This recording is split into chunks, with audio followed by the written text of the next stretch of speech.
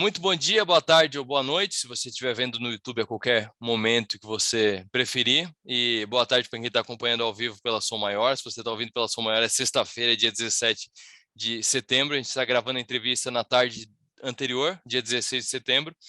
E a gente vai falar sobre um setor da economia que é um dos principais do Brasil. Quando você estuda história na escola, você sabe que o agro é importante porque era o pau-brasil, depois virou a cana-de-açúcar, depois veio o café, a gente até hoje é o celeiro do mundo, e até a Rede Globo, a maior rede de comunicação do Brasil, adora falar que agro é tech, agro é pop e agro é o futuro do país. E na Bolsa de Investimentos, o agro está tomando um papel cada vez maior também. Então, a gente tem a SLC, que já está há bastante tempo lá, a São Martin está há bastante tempo lá. Eu anotei aqui 5 IPOs nesse ano, nesse setor ligado ao agronegócio. Teve a Jalles Machado, no dia 8 de fevereiro, de açúcar, de cana-de-açúcar, sucro energético, que é como chama, faz açúcar e faz álcool. Tem a Boa Safra, que é o Soja 3, autoexplicativa, né, produtora de sementes de soja. 300, dia 12 de junho, a soja foi em abril, 300 em junho. Em julho teve a AgroGalaxy, que é varejo de insumos agrícolas, e a Raízen, que também é sucro energético, de etanol principalmente, não sei se trabalha, acho que não trabalha muito com açúcar, a Raízen, que foi um dos mais comentados do país. Então, assim, 5 IPOs sobre o agro, 5 IPOs do agro. E a gente tem aqui uma empresa que trabalha para ajudar essas empresas que eu citei, uma empresa que facilita a vida dessas empresas com tecnologia, que é a Procer. Tem sede em Criciúma, gerencia cerca de 20 bilhões de reais por safra em grãos, distribuídos em mais de 3.500 silos, galpões e armazéns pelo Brasil e pela América Latina, onde atua em 10 países. Esse é um pequeno resumo do case que a gente vai abrir na entrevista agora. Eu vou conversar com o Murilo Schneider, que é cofundador e diretor de pesquisa e desenvolvimento da Procer. Murilo, muito boa tarde. Boa tarde, Arthur. Boa tarde também a todos os que estão nos acompanhando. É um prazer, uma satisfação enorme participar desse programa que é tão importante, abordando temas tão relevantes na nossa vida, né? E para a economia do nosso país. Murilo, eu vou começar por uma informação que eu vi em alguns materiais que eu pesquisei para fazer essa entrevista e me chamou muito a atenção e eu faço questão que tu explique aqui. A Procer nasceu de um sonho, tu sonhou com a empresa, estava Exato. sonhando com a empresa e de repente abriu um negócio. Como é que funciona isso? Como é que aconteceu isso? E foi uma experiência muito legal. Eu nunca tive a ambição, eu não tinha esse plano de ter empresa. Eu era um profissional que atuava numa empresa já há 8 anos, né, antes de abrir a Procer. Mas teve uma noite, né? Foi de uma sexta-feira para um sábado, que algumas coisas estavam ali dentro de mim, assim, já um pouco inquietas. E eu acordei às 3 horas da manhã, literalmente com o sonho de uma empresa. E essa empresa seria para atuar especificamente nessa área de gerenciamento de armazenagem de grãos, na área de pós-colheita. E nesse sonho já veio muito claro, né, que essa empresa seria constituída por mim e por mais dois sócios, né? Um é o Tarcísio Cardoso Selinger e outro é o Eduardo Aguiar. E, bom, durante a madrugada mesmo eu peguei uma folha de papel, um rascunho ali de uma agenda e fiz um mini plano de negócio, onde ali eu já vi quantos equipamentos a gente teria que vender por mês, quais seriam nossas despesas fixas, a nossa margem de lucro, enfim, aí eu vi que fez sentido naquela madrugada mesmo, e aí na sequência eu compartilhei esse sonho com o Tarcísio, que de primeira mão já topou o desafio. E outra questão muito interessante nessa questão da construção do sonho, que uma semana depois eu fui conversar com o Eduardo para compartilhar que eu tinha tido esse sonho, mas ele, né, por ser da área comercial, ele não me deixou falar. Então, tudo que eu queria falar para ele do sonho dessa empresa, ele me falou. Assim, oh, Murilo, o que tu acha de a gente abrir uma empresa? Eu, tu e o Tarcísio. E aí, aquilo foi muito incrível, né? A questão dessa sinergia que a gente teve de sonho, ter o mesmo sonho na mesma época. E a partir de então a gente tomou a decisão, então, né, por ir se desligando da empresa que a gente trabalhava, que ela era muito forte em outras áreas da agricultura também, e a gente seguiu nesse sonho, né? A gente, 3 meses depois, estava com a Procer aberta e iniciando as suas atividades. Isso lá no ano de 2011 aqui em Criciúma, né? E qual que era na época a experiência de vocês? Porque tu falou que acordou e já trouxe vários vários indicadores bastante técnicos da administração. A margem, quanto que teria que vender, deve ter aparecido aí o ponto de equilíbrio da empresa, tal. A tua Exato. formação é em administração? A minha formação principal é na área técnica, né? Eu fiz curso técnico de eletrônica e fiz automação industrial na SATIC, mas eu já tinha cursado uma pós-graduação em gestão estratégica empresarial. Então, alguns conceitos de administração eu já tinha estudado, gostava bastante disso, e isso ajudou bastante a prosseguir nos primeiros anos, né? Então, a gente já começou a empresa com um bom nível de organização, tanto na questão administrativa quanto contábil, a questão dos pagamentos dos impostos, de saber que isso tudo tem que nascer de uma forma bem organizada desde o começo do negócio para que no futuro não se tenha nenhum tipo de problema, né? E a formação dos teus parceiros, dos teus sócios, do Eduardo e do Tarcísio, também da área técnica? Vocês três trabalhavam na área técnica na outra empresa? Não, eu sempre fui muito voltado para hardware, né? Desenvolvedor de hardware, pelo curso de automação que eu fiz. Então, minha expertise, minha experiência em toda a carreira foi nessa área. O Tarcísio é formado em ciências da computação, então ele era desenvolvedor de software. Então, a parte técnica era composta por nós dois, né? O hardware e software comunicando para fazer a gestão dos armazéns. E o Eduardo tinha cursado administração, mas a experiência dele era na área comercial. Então, a gente juntou esses três pilares, né, que eram fundamentais para a empresa, e unindo com a parte também comercial do Eduardo ali, a gente conseguiu tocar a empresa praticamente um ano só nós três, né, tendo que fazer todo o desenvolvimento, a produção, montagem dos equipamentos, instalação, assistência técnica, a venda, todo o suporte era feito por nós três.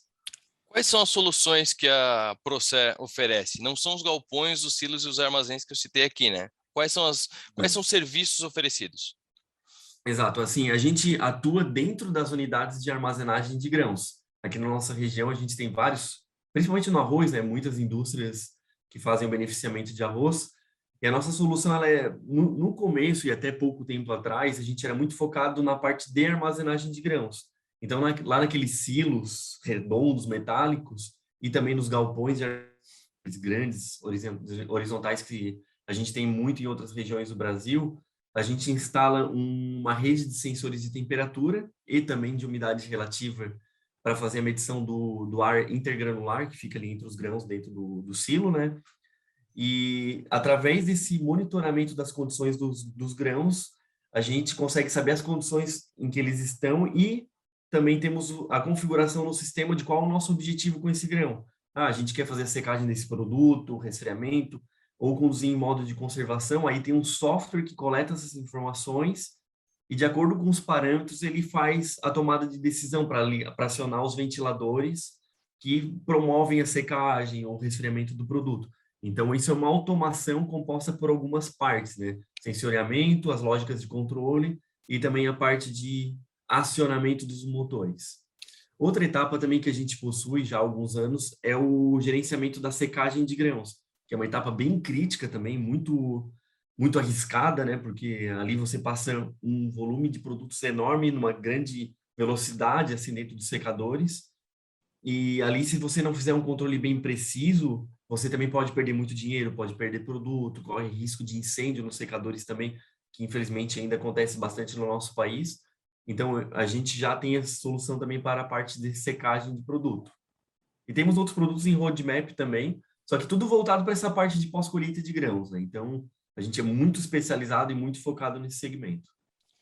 Pelo que tu estava falando, as primeiras soluções, por exemplo, de temperatura e tal, a gente vê muito quando se fala, e é uma cultura muito forte de Santa Catarina, do setor aviário, por exemplo.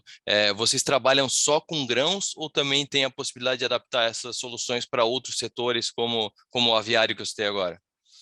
A aviária até era um segmento que eu já tinha tido experiência, os meus sócios também, né, na outra empresa que a gente trabalhava, e a gente até inicialmente cogitava a possibilidade de atuar nesse segmento também. Só que a área de grãos a gente se identificou tanto e tem tanta demanda que a gente nunca saiu dela. E até hoje a gente continua firme nela e pelo menos a curto prazo a gente não tem assim pretensão de ir para outros mercados, né? E a atuação é uma atuação B2B ou B2C? Vocês vão na fazenda, na indústria direto e colocam os equipamentos nos silos que eles contratam com as empresas fabricantes de silos? ou vocês vão na empresa de silo e ela já vende o silo com a tecnologia da Procer? Os dois modelos existem, né? O B2C, que seria para os clientes finais, corresponde assim a praticamente 90% do nosso faturamento com a nossa própria equipe comercial, né? A gente trabalha pouco com representante, ou praticamente nada, porque a gente tem um nível de engajamento e proximidade com o cliente muito grande. Então, a nossa equipe comercial é própria e ela que movimenta grande parte do nosso faturamento. E temos sim parceria com os fabricantes de silos, né? Inclusive temos um bom player aqui na nossa região, que também é parceiro nosso, e aí nesse caso eles vendem já o silo com a nossa tecnologia embarcada. Então existem esses dois caminhos. E sobre os produtos, eles são fabricados aqui em Criciúma, eles são fabricados em algum outro lugar do Brasil, em algum outro lugar do mundo, na China talvez? Onde é que é fabricada a parte do hardware? Sim, o hardware, boa parte dele é fabricado em parceiros, né? Empresas que fazem a montagem robotizada de placas eletrônicas, que isso exige um maquinário com investimento muito alto, né? Então a gente terceiriza parte do processo. A gente tem parceiros em Florianópolis e temos parceiros também no estado do Paraná, mas boa parte da montagem mecânica, os acabamentos, os testes são feitos em Criciúma mesmo. Assim como o desenvolvimento de software também sempre foi próprio da empresa, né? Tanto hardware quanto software. É claro que com a pandemia mudou muito a realidade de mão de obra, então hoje eu acho que a maior parte dos nossos desenvolvedores nem são de Criciúma mais, e todos eles trabalhando em home office. Mas assim, o core da empresa ele está ainda bastante concentrado em Criciúma, mas principalmente depois que chegou a pandemia, a gente começou a abrir a mentalidade, a possibilidade para isso, então a gente possui gerentes morando fora da cidade, desenvolvedores também, então isso faz parte já da nossa realidade. A gente tem visto que praticamente todas as indústrias estão sofrendo, até carro, que é algo que num primeiro momento a gente não pensa, sofrendo com a falta de microprocessadores, de chips, de condutores. Isso deve estar afetando muito vocês, né? Olha, era para ter, assim, se for olhar pela média, muita gente sofreu. A gente acabou não sofrendo tanto, acho que foi por questões de planejamento, sabe? A gente já tinha prática de fazer a programação de produção já com meses de antecedência, já com os contratos com os fornecedores. Quando começou a surgir essa questão de falta de matéria-prima, a gente foi se antecipando um pouco mais e até o momento, pelo menos, os componentes que a gente utiliza não tiveram falta no mercado, componentes eletrônicos. Aham. A gente sofreu sim com falta de papelão, né, as embalagens, a parte de cobre também teve um período ali que foi muito difícil, o preço disparou também. Então a gente teve mais dificuldade em um ponto que não eram os componentes eletrônicos, né, alguns itens, e o custo da matéria-prima, realmente, esse aí, de um ano para cá, aumentou, assim, na média, 50% a 60%. E como é que é a distribuição de vocês, tanto no Brasil quanto nos outros países? São 10 países na América Latina. Quais são esses países? Olha, eu não vou conseguir listar os 10 de cabeça, mas, assim, Tá. Uruguai, Argentina, Paraguai. Argentina, a gente está com uma venda feita pelo B2B, né? O Aham. fabricante de silo que colocou o pedido lá. Mas temos Peru, Equador, Colômbia, é, Panamá também. Temos um silo vendido para a África também, que é para Angola, se não me engano. Só que é isso tudo a gente não vai com a nossa equipe própria, né? Nesse caso, os próprios terceiros, os parceiros fazem as montagens. Uhum. E a gente está muito focado nessa questão da internacionalização. É claro que a pandemia também afetou demais. A gente começou a se fortalecer no mercado externo em 2019, então o resultado em 2019 foi muito bom. E aí em 2020, com a pandemia, botou esses planos aí por meio que em stand-by, né? Então a coisa está retomando um pouco agora. E no Brasil a gente tem equipe comercial e técnica espalhada em todos os grandes centros de armazenagem e produção de grãos. Isso abrange todas as regiões, né, que já são consolidadas, os três estados do Sul, Mato Grosso do Sul, Pará, Bahia também. Na verdade, Goiás, Minas Gerais, São Paulo. Então, tem vários estados que a gente tem equipe própria para poder dar um suporte bem próximo, né? Desde o princípio também a gente percebeu que uma carência do mercado era por empresas que se colocavam próximas e comprometidas com o cliente. Para o começo, vamos voltar no começo de novo, que tem uma pergunta que eu acabei deixando escapar. É, vocês sonharam com isso, montaram um plano de negócio. Qual foi a maior dificuldade para o começo? Foi arranjar cliente? Foi o recurso do capital inicial para fazer os primeiros investimentos? O que vocês tinham e o que vocês precisaram para dar o lançamento da empresa? Certo. Bom, um primeiro ponto difícil era recurso, né? Então, como nenhum dos três sócios, a gente não veio de uma família com grandes posses, né? Os três eram, assim, pessoas comuns, assim, né? Na média do que a gente tem na nossa região. Então, a gente tinha bastante escassez de recursos. A gente ficou praticamente aí 2 anos, assim, praticamente sem ganhar nada, sem salário nenhum, ou às vezes quando tinha o salário tinha que devolver para a empresa porque ela estava precisando. Então, a escassez de recursos foi muito grande. Outra dificuldade é porque a gente concebeu a empresa para ser diferente, né? Porque quando a gente teve o conhecimento da realidade da armazenagem de grãos no Brasil, a gente viu que tinha uma defasagem técnica muito grande, né? Como a gente já tinha experiência de automação para aviário, para estufa de fumo, para outras culturas, a gente via essas outras culturas muito mais avançadas em termos de tecnologia. Então, a gente foi meio que o primeiro, assim, no Brasil a levantar uma bandeira e começar a cutucar, assim, olha, beleza, deu certo até aqui, né, uma indústria cinquentenária, né, caminhou até o momento, só que a partir de agora existe uma novidade que a gente pode fazer diferente. Então, por trazer um recurso diferente em termos de tecnologia e uma prática também, a gente viu que muito da condução da armazenagem de grãos era muito empírica, né? Então, quem conduzia ali o silo, a armazenagem de grãos era o operador, que tinha até conhecimento na área, mas envolvia muito sentimento, porque não existiam os processos bem definidos. Então, a gente veio com essas novidades. E até o mercado entender de que realmente existia uma empresa nova, com tecnologia nova, com discurso novo.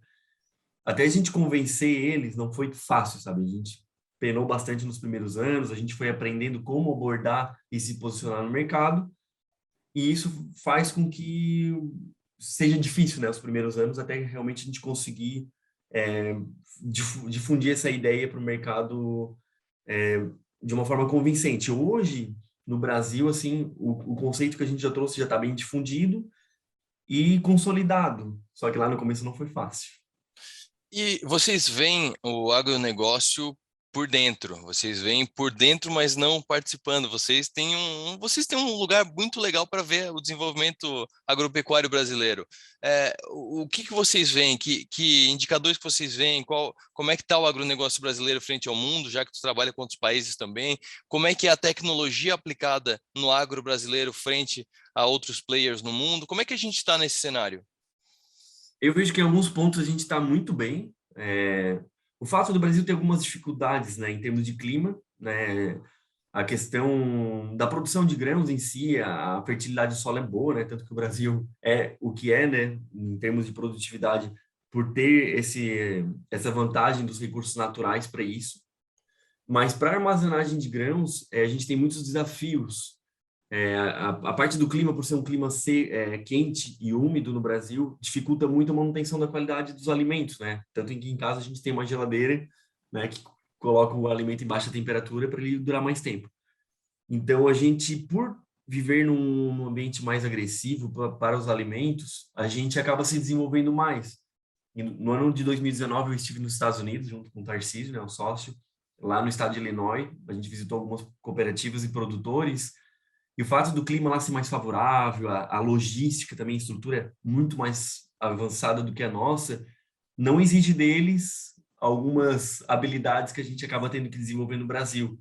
Habilidades e tecnologia também. Então, no fim, por lidar com cenários mais adversos, o brasileiro e a agricultura do Brasil acaba tendo que se desenvolver bastante, né, em termos de práticas e tecnologias. Então, vejo que o Brasil está num caminho excelente, em termos do agronegócio.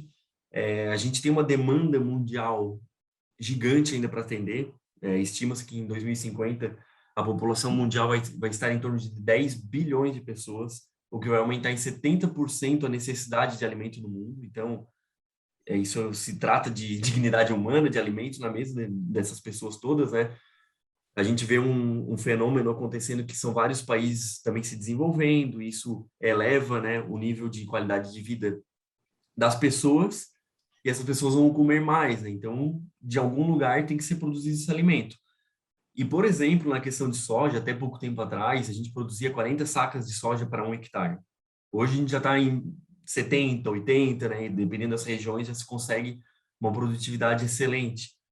Então, o desafio de quem está no agronegócio é conseguir fazer mais com menos, né? Principalmente em termos de recursos naturais, respeitando o meio ambiente, para que a gente possa subsistir como humanidade ao longo dos anos, né? E o futuro da Procer?